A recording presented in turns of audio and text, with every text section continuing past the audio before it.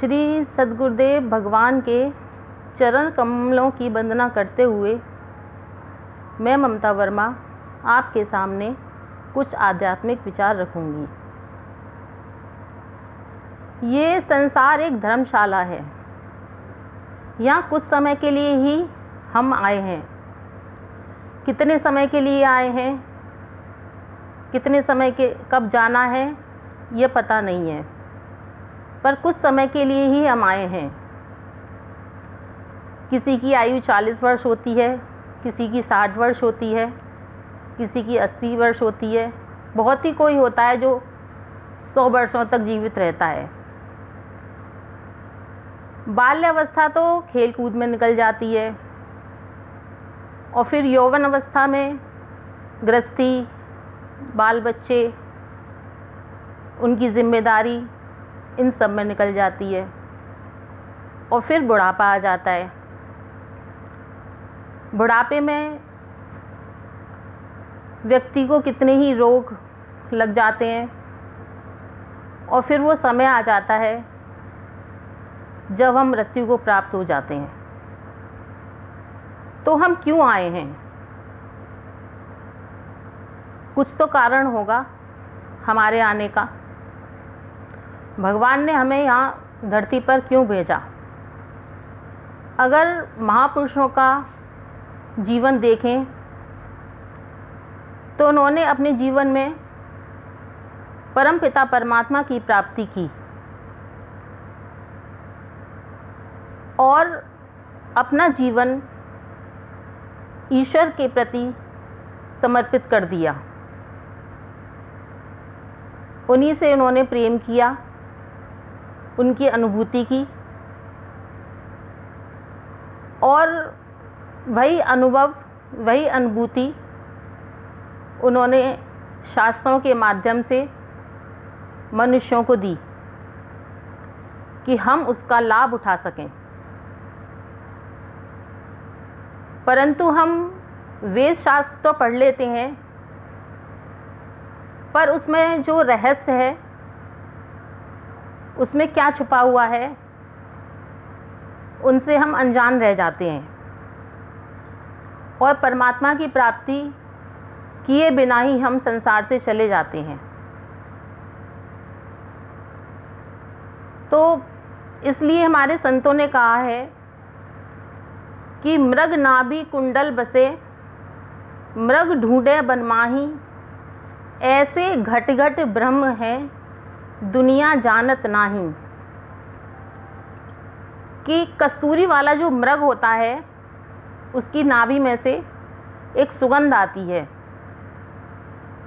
और उस सुगंध को पाने के लिए वह जंगल में दौड़ता चला जाता है और सुगंध उसको अपने अंदर से आ रही है, पर उसे पता ही नहीं है कि ये सुगंध मेरे अंदर से आ रही है और दौड़ते दौड़ते वह थक जाता है, पर उसको ये मालूम नहीं पड़ता कि सुगंध जो है वो उसके अंदर से ही आ रही है।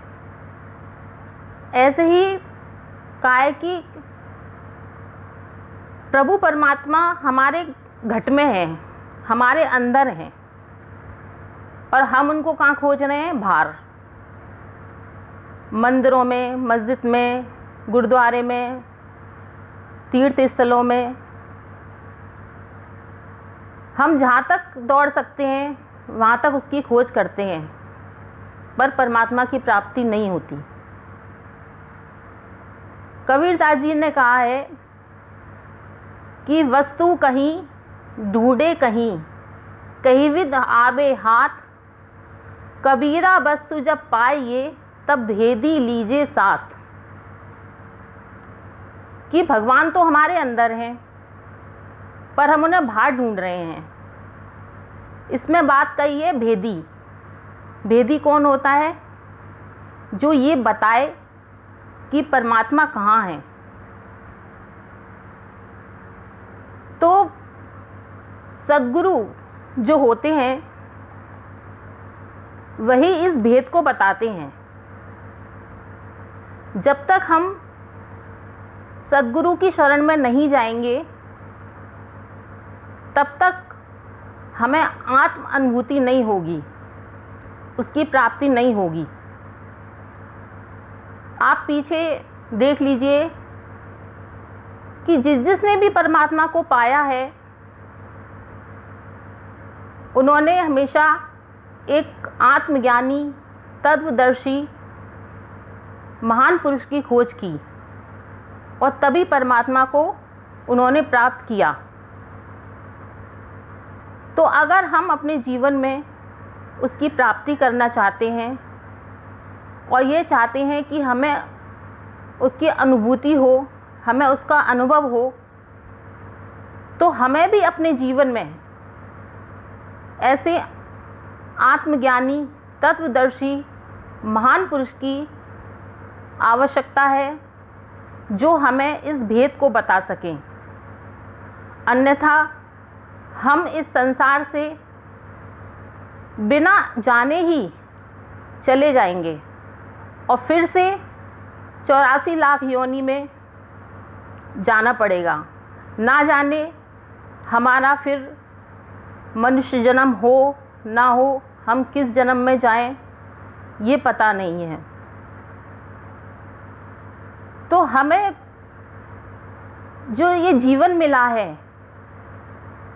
इस जीवन में ही परमात्मा की प्राप्ति करनी है।